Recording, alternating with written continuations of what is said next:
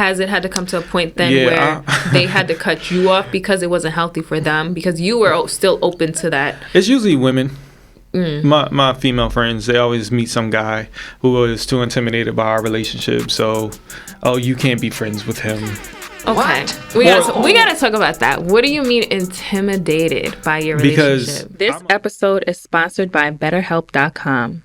Have you ever needed a licensed therapist to talk about relationship trouble or just everyday situations? BetterHelp has over 20,000 licensed therapists who are trained to listen and give you unbiased advice. And the first thing you would do is go to their website by using our link, betterhelp.com/WOAW, which will be linked below. You answer a few questions and BetterHelp will match you with professionals that have license experience helping people with issues just like yours. You can connect with them right from your phone, your computer, or even messaging, however you feel comfortable. You'll be matched with a licensed therapist within 48 hours, so definitely get started today. Let BetterHelp connect you with your personal therapist by using our link, betterhelp.com/WOAW, and on sign up, enjoy a special discount for your first month on us. Yo, yo, yo, yo. Hello, hello. What's up, coworkers? What up, coworkers? Welcome back to this week's episode of the We Outside podcast. We Outside After Work podcast. I'm your host, Dana. And I'm your host, Confused. Because what was that? I'm Aaron. What's up, y'all? Yeah. It's about to have me roll the beat back and start beefing with you. I be cutting stuff out and then you kind of prolong it and you have to make me keep it I think in. it's beautiful. I think humans are flawed beings. So for us to come off so perfect, we are already pretty damn perfect. We are perfectly imperfect. Well, I say we're a pinch away from perfect. Just a pinch. That was one of my best pickup lines. Yeah. They fall for it? All the time. I bet. Yeah. Because women don't fall for the line, they fall for the man. You feel me? Like, it's like, I could say anything. Yeah. I could be like, ooh, you make me fall faster than the elevator. And they could be like, oh, that's so sweet. Like, it's really corny. Dumb. First thing I think of, Yeah. Okay. Well, outside of your pickup lines, we're going to do our check-in because it's been a week. A week, I believe. Yeah. Yeah. So, and the drops have been a little delayed, and that is all of my fault because... No such thing as fault. Well, I can take accountability for that because life just been... It's been lifing in a good way, but it's to a point where it's just a lot of stuff happening at once, and I'm really, juggling shit. Yeah, you got a little glow to you. Like, you, happy and stuff. Like, really? I like to see I got happy. a glow? Okay. Yeah, glow. Guess what? What? You going This is what we doing? All right, you go first. I'll go second. What? Since we unpacking and revealing news. I'm only joking, guys. Okay. So, then yeah, I ain't going to joke chill. with you. I'll hold mine to the final minutes. You could share. I'll share it in a minute. Okay, well, let me do my check-in while you think about that. So I did go to Pittsburgh. I had an amazing trip. I was there from Sunday to Thursday night. Met all my coworkers. Shout out to Coraless. Yeah. She definitely did not look the way I thought. She's dope. Don't get me wrong. But I don't know. The voice just didn't match. And then when I heard the voice and saw the face, I was like, oh, okay. That's fine. She is very short, gray hair with braids and stuff, dark skin, nice smile. She's one of those older women that has an exciting spirit to her and always wants to do shit. She wanted to do dinner every night and go sightseeing, which we wanted to do. But the last night we had a the alerts on your iPhone. I never get those, even during the earthquake we had. Amber Alert? Yeah, the weather alert. So apparently there was a 80-mile-an-hour wind warning, tornadoes. It started pouring, and it was thunderstorms as I was getting ready to go out. You know what's crazy? The last episode that we did, it was an earthquake. This one, it's a damn tornado. I think it's you. Yeah, I bring the storm. Or you're a natural disaster. That's what you are. You just... attracting disaster. That is rude. No, you're not a disaster. You just said I had a glow. You do. Yeah, glow. Thank you. Yeah. This is called happiness. I'm very happy. Yeah. Not only with my love life, but... oh, gosh. No, but just like not my trip that I was saying. So back to Pittsburgh, I was there for 4 days, and I just felt like I got that accomplished what I wanted to do. Not only like meet my coworkers, but I met the boss. We clicked, and like he really liked me. We had a great conversation, just talking like long-term opportunities. So, yeah, like I felt good leaving, and then I came home, and literally all my shit was delivered because I'm redoing my living room. So I was up literally all weekend just putting shit together. Like they mounted both my TVs yesterday, so it looks dope in my living room. I got a 65-inch, yes. And yeah, like it just feels good right now. Like I'm very happy in the space that I'm in. I'm happy for you. Thank you. I just don't understand a 65-inch TV though. So I had a I think it was like 55-inch, and that got put in my bedroom. You know, I was gonna ask a question, but it was gonna come off real diddy, so I'm not gonna ask that question. Go ahead. What difference is 10 inches? It's a big difference. And TVs, but we're gonna get into your check-in. So for me, like whenever I went to someone's house that just had a big ass TV, it just always matched the aesthetic. And I love like a mounted TV on the wall. Like it just looks really nice to me, and I wanted that. And you've been to my place before. Like my TV was on the banister by the stairs, and it was there for like 3 years. And I felt like it was only a matter of time before it fell, and it just looked kind of crazy. So now that it's on the wall, and like I got a new couch, rug, like everything just is feng shui, and I love it. Yeah, shout out to the new space. You know, being in a new space sometimes it just makes you feel so different. It makes you feel like a new you. So, and it's the little things. So, what's your check-in? My check-in is I'm in pain. Like we've been talking about being washed and stuff like that for the longest, and like I think I really hit a new low. Like we had a flag football game. Shout out to the program, all the fellas. We still play together for the New Jersey Hitmen.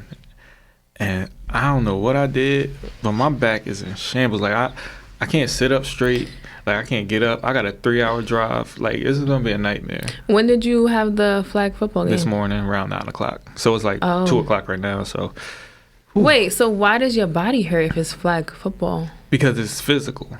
Oh, it is? Yeah, it's not just grab the... It is, but you still be able to touch. Like, you be able to hit. You be able to, like, use physicality. And I just did too much. It was this big-ass dude. He was, like, 6'5", like that fucking masseuse I had that one time. You was trying to tackle him? Or I was trying to get around him because he was blocking, but you can literally, like, push and shit. Yeah. And I must have tweaked something. My shit is in shambles. So. Yikes, yeah. But my grandmother, shout out to her. Happy birthday, Grandma. Shout out to her.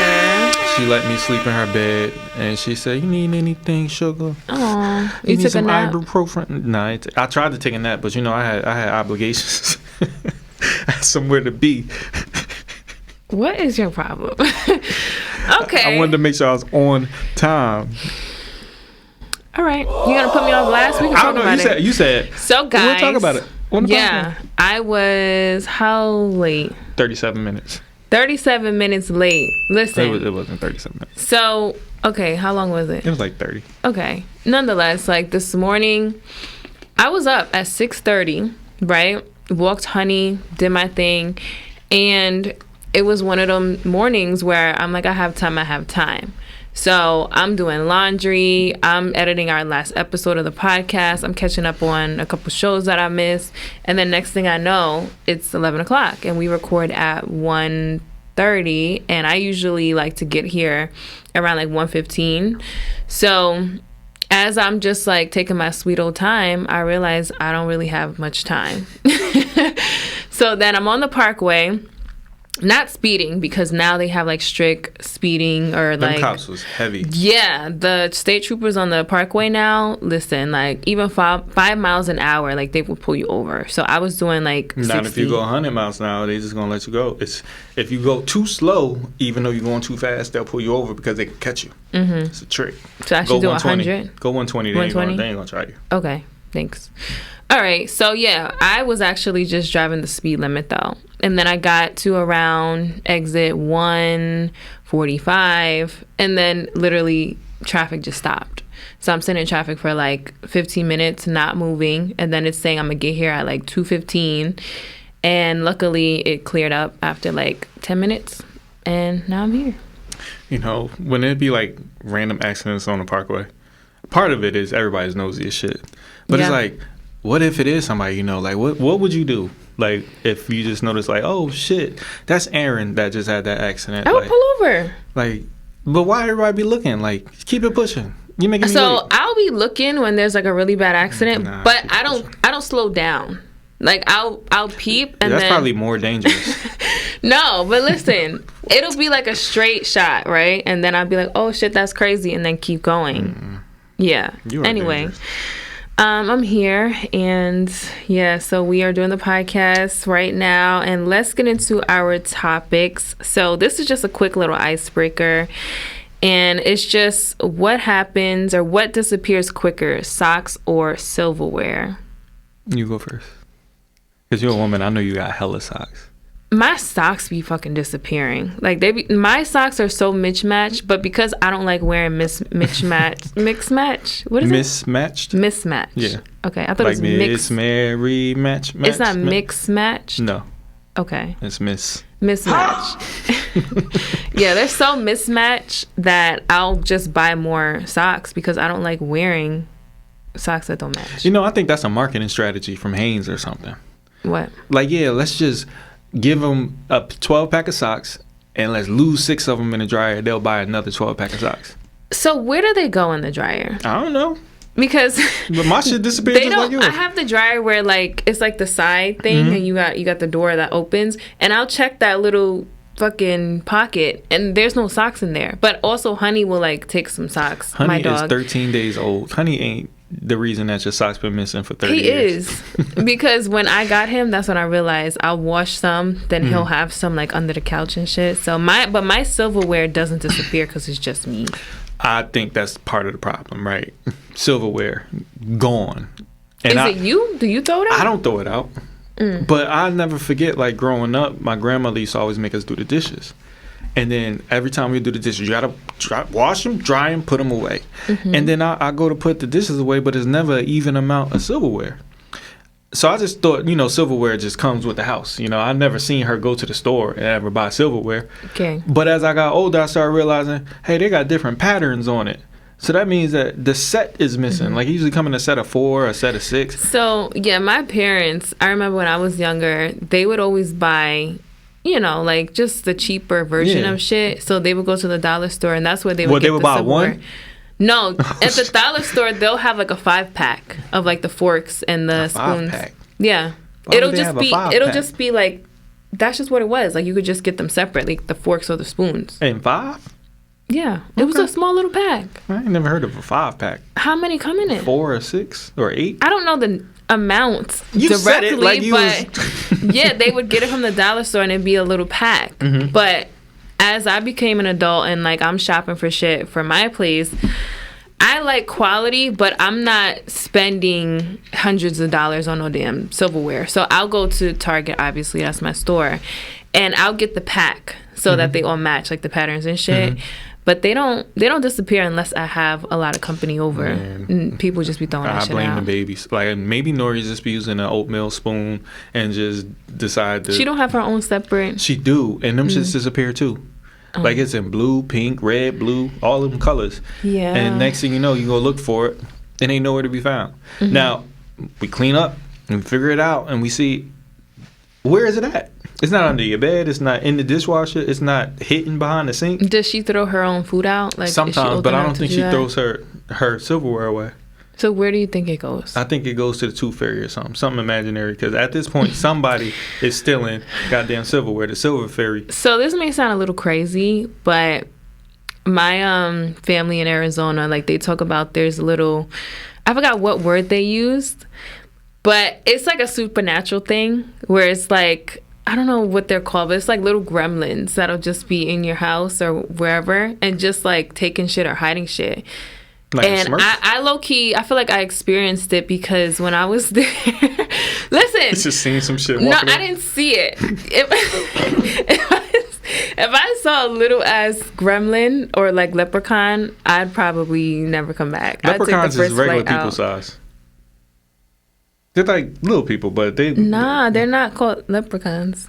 Let me get back to my point. Okay. So, yeah, I remember I was in the house alone, and my family, they have like a lot of like pill bottles in like sandwich bags and stuff. It's just Arizona, like old medication. So be careful with the pill bottles.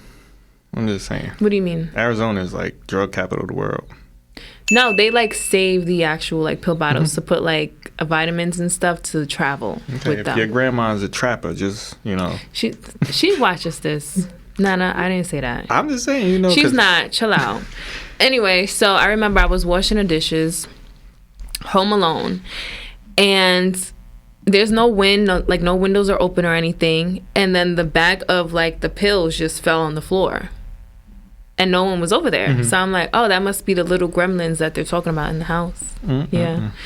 So. Or it's a ghost, because, you know, you've seen those too. Could be. Bruh. Yeah. Mm-hmm. They're real. Yeah. All right. Well, let's get into our first topic, which I don't remember how I came up with this shit. But anyway, so the question is... she was excited because she did this shit at like 3 a.m. She's like, yo, I had to... bomb ass topic with a... How did I come up with this? I don't remember, because I just be having conversations with people. All right, so the topic is, are you obligated to take care of your parents when they get old, or should you take care of your kids when... Did you add stuff? Mm-hmm. Oh, well, you put the question in the time, so I just tried to okay it. And then you just said, should you take care of your kids when they get old? Mm-hmm. What's the cutoff point? Mm-hmm. What are your thoughts? You're not obligated to take care of either one of them. At the end of the day, your relationships dictate how you treat people, right? So if I love and cherish and value my parents, likely I'm going to take care of them to some degree. But they should also be in a position to take care of themselves. Retirements, pensions, different things like that. It's a reason that we have 401ks. So if you're not doing what you're supposed to do to the point where you're at retirement age, that's not on me. Like, what was you doing 30 years ago? I think there are exceptions. That was my point, which was just having the things set in place when you are younger, so that when you do retire, you do have like a cushion, or you have a house where you can take from, you have equity. But there are a lot of cases, especially in just poorer communities, where that's not always, a thing you can do. But there are some other cases, specifically with like my family. My aunt, she is the sole provider to my grandmother. And when my grandma was, I think she was in her 50s, she had a really like catastrophic bus accident she was in that made her disabled for the rest of her life.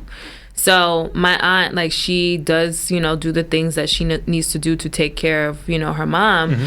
But at the same time, it's like, if she didn't step up to do that, then what? And she's not obligated, but the fact that, this is her mother and she's really close to her, she felt it was necessary to do that. So shout out to Nobi, because shout out to Nobi. Yeah, she's really like a strong woman and a strong force in my life, and a strong motivator. And yeah, like, I love you. Yeah, I have similar sentiments in my family. But on the flip side, I believe senior living homes and different things like that are in place for a reason, right? They are, but do you know the horror stories? Of course I know the horror stories, but that's where we put people in passionate positions and do a little bit of oversight in terms of how people are treated. So for my job, I have a supervisor that comes in and validates my work ethic and what I'm doing. I'm sure these senior living places have the same. LaShawn, if I'm not mistaken, worked for a senior living home. And one of the things he said was how they're understaffed. Yes, understaffed, but that doesn't mean he didn't actually appreciate the work he was doing for the people. Right. You do have the ones who do work there, and they actually care for the elders as if they were their parents. I've also seen the complete opposite, where, like, you have the elders who are in those facilities, and they can't really like move, let alone feed themselves. And they're treated like shit when no one's around, because, like, who's going to really stand up for them? So those are things that I think about with my parents. Like, my parents, they are getting up there. Specifically, like, my dad, like, he's turning 60 this year. Shout out to Pops. Yeah, shout out to him. He's still able to like get around and go to work. Like, 60 is young. No, I know, but he's still getting up there is what I'm saying. Like, he's not at like 75, 80, but that is going to happen, right? Like, your parents are going to get to an age where they're going to depend on you more. So for me, like, I don't know, like, we haven't had those kind of conversations of like, what do those steps look like when they are older and they're no longer able to take care of themselves on their own. Is that a conversation you think should be had with parents? Yeah. I believe, but generally speaking, when it really hits the fan, their memory and like they might reach dementia or Alzheimer's, it might not even be within their control to begin with. And I think that's where the real deciding factor starts to play in. If it's like, yo, like my grandparents are very able-bodied. They can do everything for themselves. So I don't necessarily need to step in for them. If they need something from me, obviously I got you, right? Whatever I can do to help. But if it's to the point where they don't have their right state of mind, for me, as an obligation, I'm gonna step in, right? Because I feel like it's nothing they can do for themselves, and because it's not on purpose. That's my sentiments too. Yeah, I do think like if it comes down to their cognitive issues and like they can't even like think for themselves, feed themselves, it's like they will need full-time care. And not saying you have to do that 100% yourself. Like, there are people who can come to the house if need be, but that does take some finances, right? Like, you do have to make sure you have money aside for that. But then it's also like, well, people are living paycheck to paycheck. So, you know, I just think those things should be set in place before it comes down to like, oh yeah, now I need help. Well, that's the beautiful part of having a government, that we all elect officials to help us out, right? Put us in position so we can take care of our elderly. Instead, they're trying to siphon out of Social Security for wars and different bullshit. And it's like, this is where it's needed. Like, I really don't care about a war in Israel or Ukraine over my grandparents. Like, can we use our tax dollars to actually help the people that are in America? And that's the conversation. Not to cut you off. Are you finished? Yeah, I'm good. Okay. But that's the conversation that's always brought up. It's like, we always are trying to help other countries, right? And like make sure everyone is okay and like do our part. But there's so many people suffering here, so many homeless, like Social Security, education is trash. Like, how can we truly care about all of that when there's a lot of people struggling here? Because the people who are in position to care about it, they have I don't different think interests. they give a fuck. Like, to be honest, I truly don't. I think all of it is chess, where they're doing different strategies for their own gain. It's all about them. Yeah, like the people at the bottom, like, we truly, like, you have to just figure it out for yourself, to be honest. Like, they're not going to be your savior, and that's just a fact. That's how I feel. Now, in regards to children, is there a cutoff age that you think, like, all right, you 25, it's time to do it on your own now? I don't think there should be. I really don't. I think there is a stigma where when you're like 25, 23, like, you should move out of your parents' house.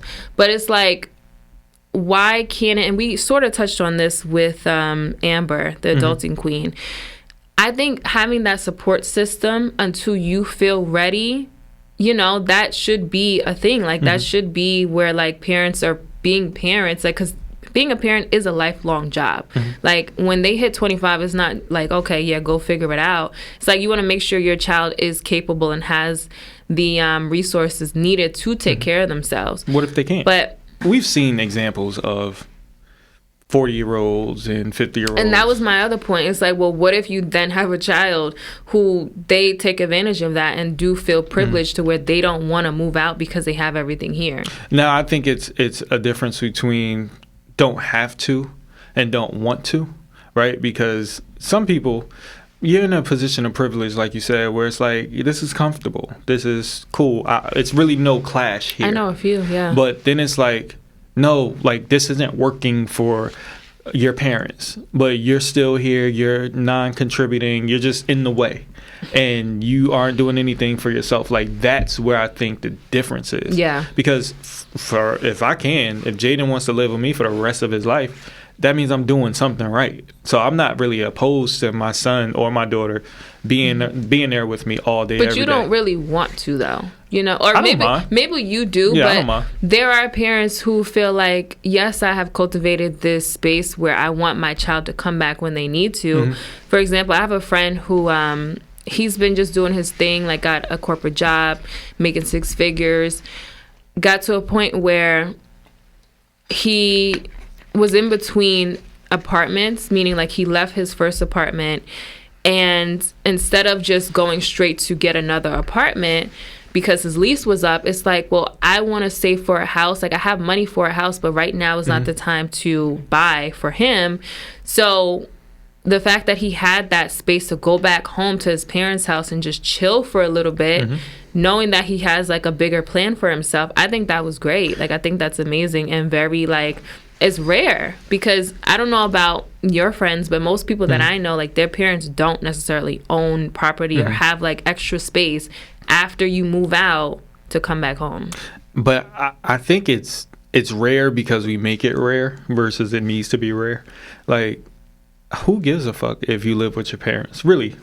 Like, who cares? I think you should do what's best for you, to be honest. So, instead of like, oh, the Instagram conversation is, oh, you live with your parents. Like, that's another social construct that was just created from stupid ass conversation. But would it bother you if you met a man 35 years old? Didn't we talk about that? I'm just making sure.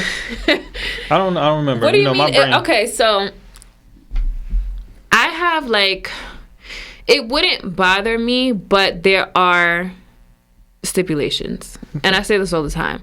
Like, there's a difference from like a guy who is living with his parents, right?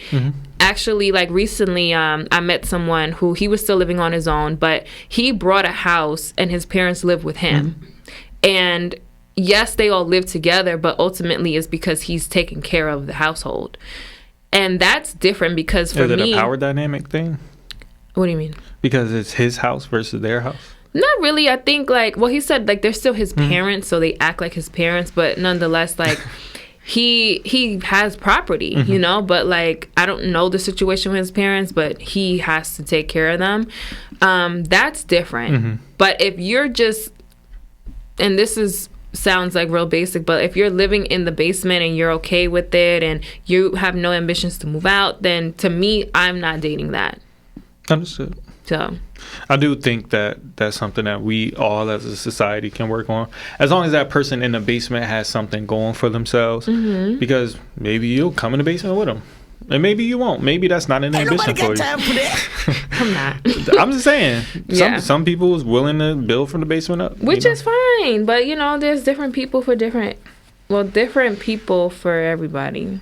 Yeah. All I'm gonna say to y'all: make sure y'all look out for your parents. If they looked out for you, if they ain't look out for you, fuck them. Like, there ain't no bones about it. Yeah, and that's another thing too. It's like, if you've been really grinding your whole life and you didn't have the support of your parents, like, they was never really there emotionally, but then when you're successful and they're looking to you as, you know, someone to take care of them in a support system, that's hard, because it's like, well, what do you do? Like, do you hold on to that resentment of you growing up without that support and be like, nah, fuck you? Or do you kind of like brush it under the rug because they are your parents and, you know, like, they are getting older? Like, what do you do? I'm a firm believer in love me the same way you loved me when I was down as you loved me when I was up. If I'm up and all of a sudden you all over me, you want this and want that from me, and we ain't never had no relationship, mother, father, son, It daughter, applies to everybody. friend, cousin, aunt, uncle, don't matter. Like, where were you? Now don't get different when I get up, because now it comes off like you're using me.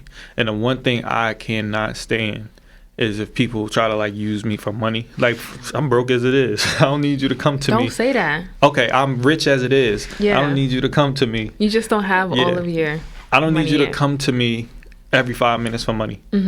Especially if you ask me for money more than you ask me for a hello. Like, if That's what I have now. That shit is annoying. Like, don't do that to me. Yeah, I have a family member that we stay in contact, sort of, and they'll check in, but every couple weeks it'll be like, oh, do you have $40? And for me, like, I cut that off, like, I want to say, like, 2 years ago or a year ago, where I just kept giving excuses because, like, I don't want to give you $40 because it is a cycle. Like, it was a cycle. So, like, my boundary is just being like, oh, you know, like, I had to pay this, that, and the third. But I do that so they could get the hint, but they clearly don't get the hint. If she really wanted $40, I can help her. But that's beside the point. Anyways. Okay, well, I wanted to transition. I wanted to do the transition. Oh, my bad. Into cutting people off, because that is something that I'm sorry. That can be hard to do, you know, especially if it's someone that you've grown up with, a family member. Like, how do you do that? Like, how do you cut a friend off? And is it okay to cut a friend off? I just want to add this piece before I let you go, is I do think people, they grow out of each other. Like, I think that's really a thing. And I don't believe that if you feel like you have to really force those relationships, and I feel like we kind of talked about this in the past, I feel like if it's forced, like, it's just not for you anymore. Like, it's truly not benefiting you in any way, shape, or form. So it's okay to let people go. I'm not a cutter offer. I'll just naturally go ghost, where it's like you just won't see me. You just won't hear from me. That's cutting off, though, not in a different way. Not necessarily, because if you reach out to me, I'm not gonna turn you away. Like, it's still the same relationship from me. I don't think cutting off means that either. If I cut you off, that means it's done. Don't talk to me. Don't. Yeah, but if you have, for me at least, like, if you have an issue where, like, your health or something serious is involved, like, I will be there, because we did have some type of relationship at some point in time. I mean, if I cut you off, you off. That's why I don't want to cut people off. So you call it ghosting? Is that different? What I say is I naturally transition into another space, so that way we don't have to interact. But if we do interact, it's never going to be like, yo, I don't fuck with you. Because I do fuck with you. I just don't fuck with you in that same level. But if I legitimately don't want to be bothered with you, I don't want access to you. I don't want to see you. I don't want to talk to you. I don't want to experience your energy. I don't want to experience your presence. Like, be going from my sight. I might want to fight. So I would rather not be in that energy space. So I just slowly drift away. Yeah. And then the conversation is also, what if your current friends don't align with who you are now? For me, it's not really like a financial thing, right? Because I don't think money makes friends, like good friends. Like, I do feel like it is a emotional connection, a spiritual connection. And so I'm gonna just bring up a past friendship that I had, which I thought we were aligning spiritually and emotionally, and we were on the same page as far as just being better versions of ourselves. And these were the conversations we were having. But when shit hit the fan and I realized, like, you've been lying to me this entire time, and you're not that person that you've been trying to portray. In that very moment, like, I felt like I saw the mask getting ripped off, and that was it for me. And I wouldn't say it was like a cutoff. I think it was just I'm not really fucking with you anymore, because, you know, you've been lying. Like, I felt betrayed and deceived. Deceived. It's okay. But why y'all got to lie? Yeah, so you know, I think that's okay, though. Like, there's no, like, resentment or animosity. It's just, like, I see you as who you are and who you thought I didn't see before. So is it rectification?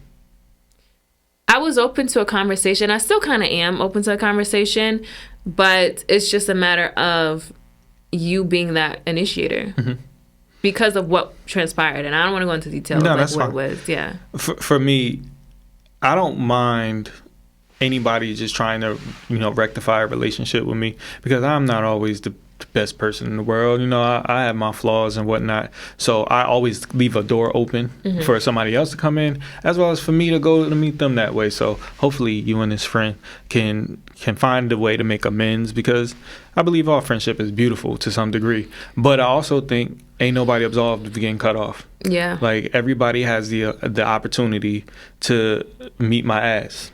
Have you ever had to deal with that personally?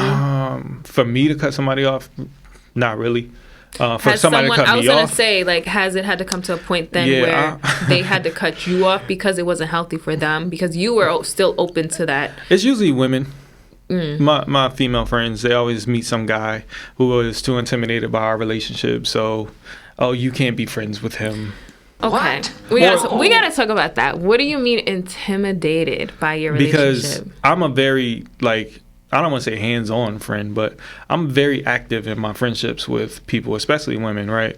Where it's like I'm the person they talk to and they go to for advice, and it might not always be friendly advice towards that gentleman.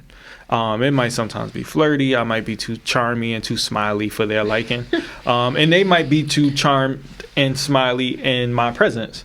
So whose fault is that? There's nobody's fault, right? But then the boyfriend don't like it. Be like, they're not fucking with you because of that. Yeah, because it's like, yo, why are you smiling so much around this dude?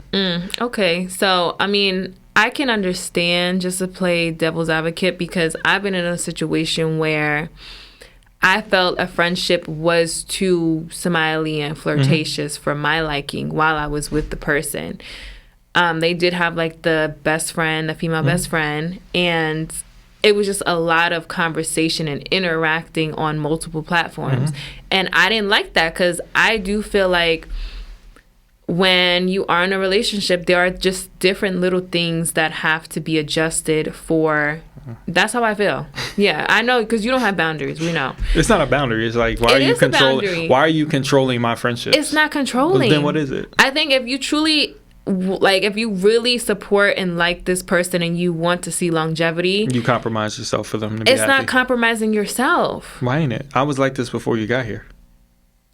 Well, if the other person tells you certain things makes them uncomfortable, like, that is relationships. Like, you compromise and you kind of adjust. Like, which is why I don't we like said that in the beginning. But Yeah, you don't like labels. We know. So for me, though, in this situation, it was a conversation that was had. Like, I didn't do the most and was like, yo, fuck her, like, blah, blah, blah. Like, I don't really care that much. But I was also, like, open to having that friendship, too. Because, you know, this is your close friend. So I want to, you know, see how this person is. Because if they're similar to you, then I'll probably like them, too. But it got weird for me when they were like, yeah, I'll have the conversation. And then another incident happened, and come to find out, he never had that conversation.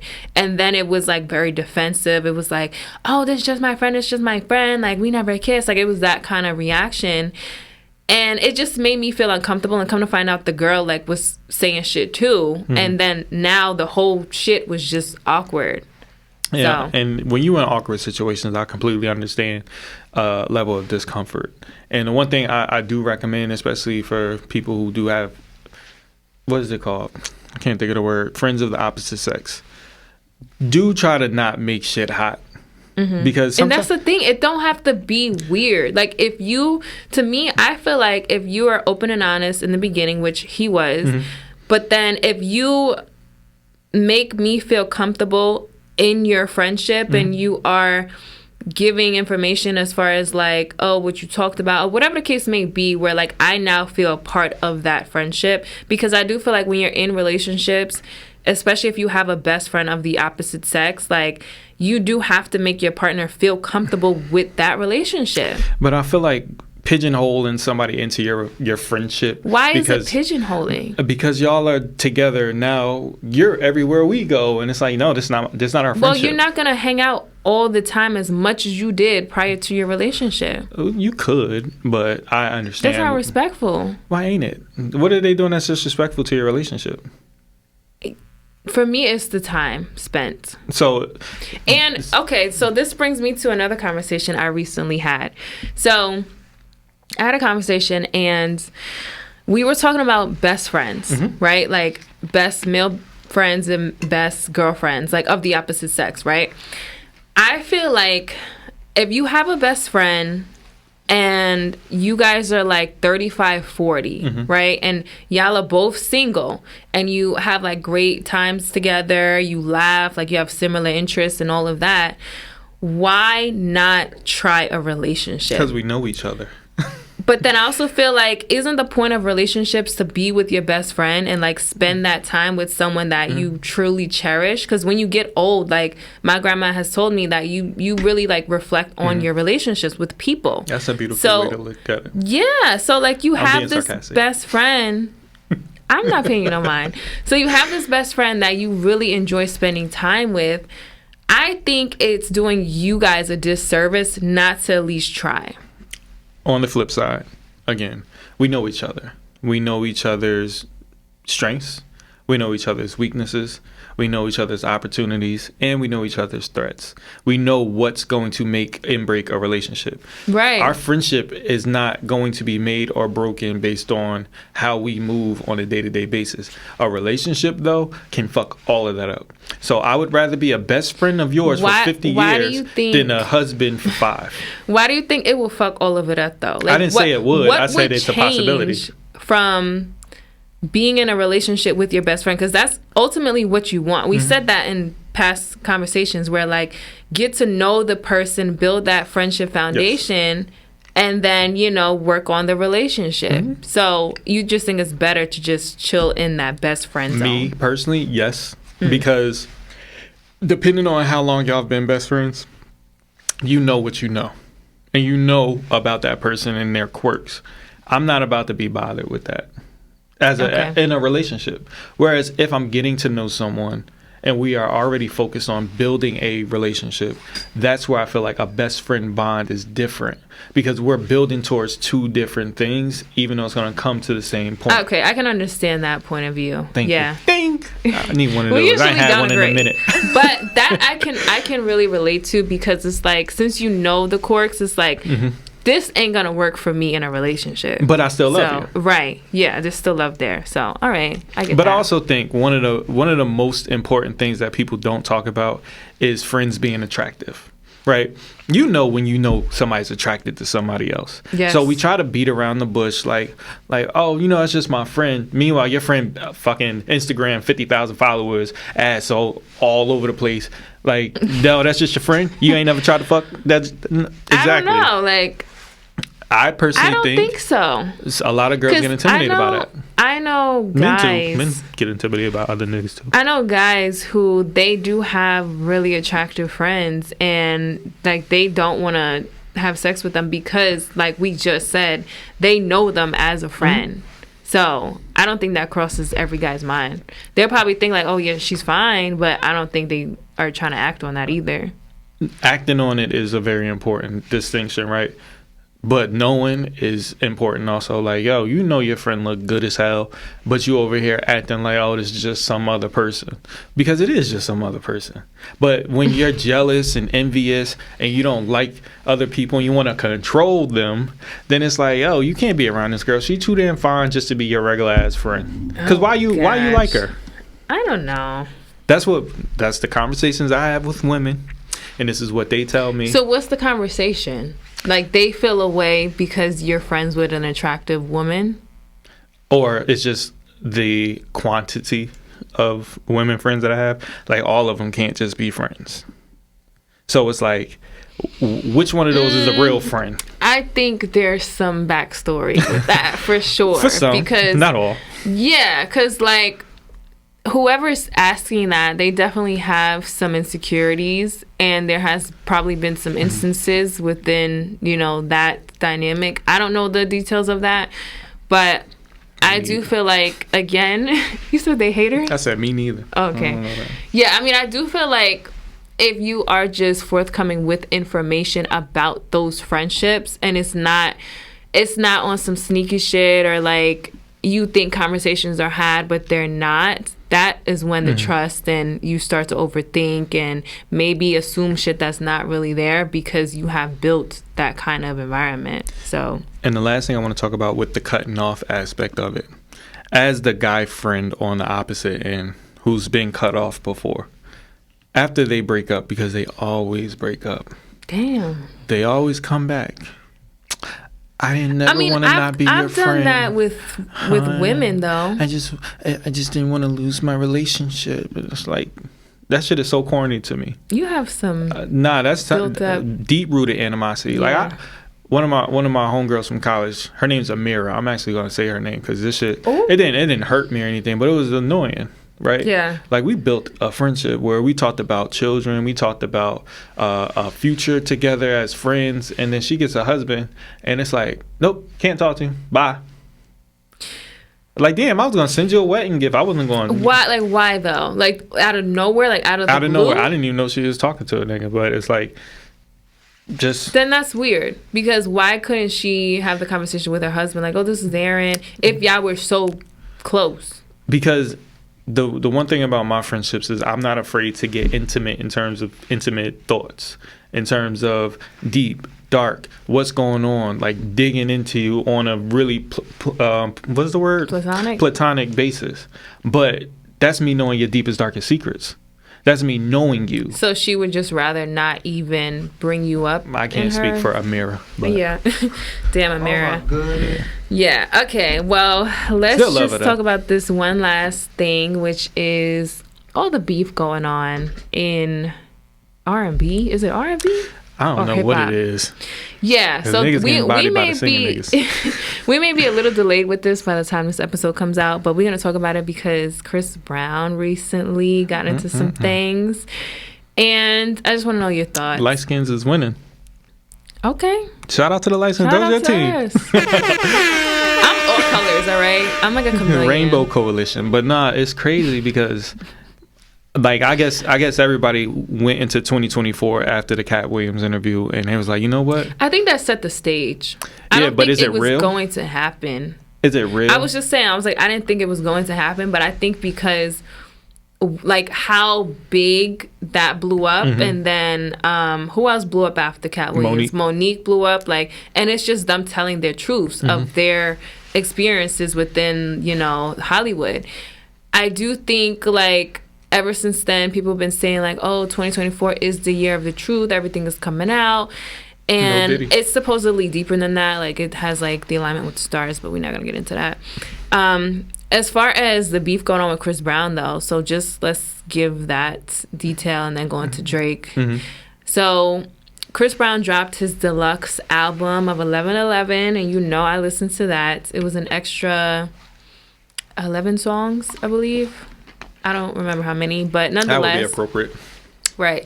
Nonetheless, there was a song on the album called, I think it was called Freak. He did with, like, Joyner Lucas, T Grizzly, and Lil Wayne. So on this song, he says something about Quavo and how he, like, was messing with his old bitch or whatever. I don't fuck with Quavo. Something along those lines. And then Quavo responded, right? Did he come out with a diss track? Yeah, supposedly. It didn't sound too dissy. I didn't hear it. Yeah, it came out, I think, the week that we're doing is probably like 2 weeks before, but last week. What did he say? I don't remember. It was something small.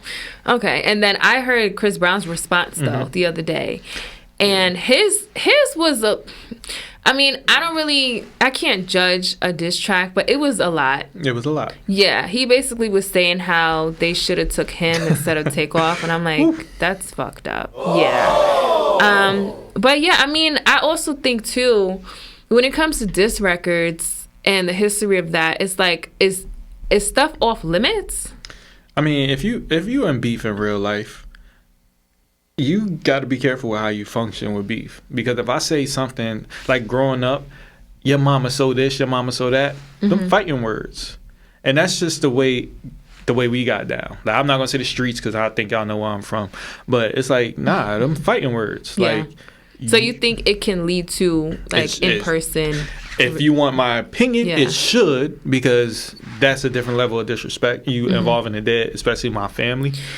That's very sensitive. And to bring it back to beef with Drake, like, this whole Drake beef thing, I don't like at all, because I just find it so crazy how they jumping them. Yeah, like they are, but they're not really winning, right? Because I do feel like Drake, he is pulling shit out the hat and just doing a lot of innovative things when it comes to, like, diss records. Like, now he got AI with Tupac and we about to get Dane on a hip hop podcast. Yeah, no, because I pay attention to this shit. And Killer Mike shouldn't have won the Grammy. I'm also a Drake and Chris Brown fan. I haven't listened to any of Drake's diss records and, like, with Kendrick Lamar and, like, Future and all that. But he had a whole album with Future and Rick Ross.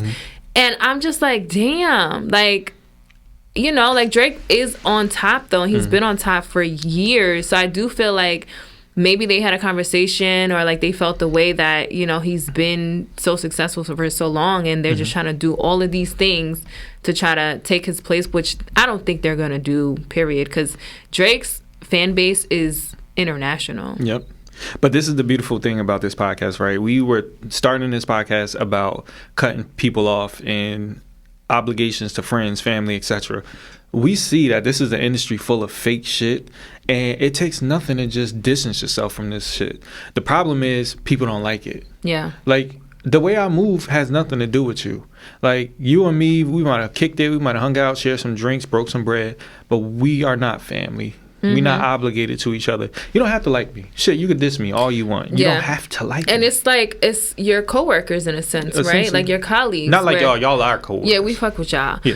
But people who work in the same industry, or even at work, like for example, with me, when I went Don't cut off Correlace. I'm not cutting off Correlace. Oh, okay. Who was it? It was you that was like, tell her we love her. Yeah. And you told her? because she'd be like, who the fuck is we? Outside after work. But she's really nice though. Like, she came in hugging the managers and like hugging everybody. I'm like, we never even seen your picture. Anyway, yeah, we love you. But when it comes to your colleagues, right? Because there's one particular person that I do work with, and I could tell like he wasn't really feeling me at all. Like, even our Zoom or Teams meetings we had, like we was going at it.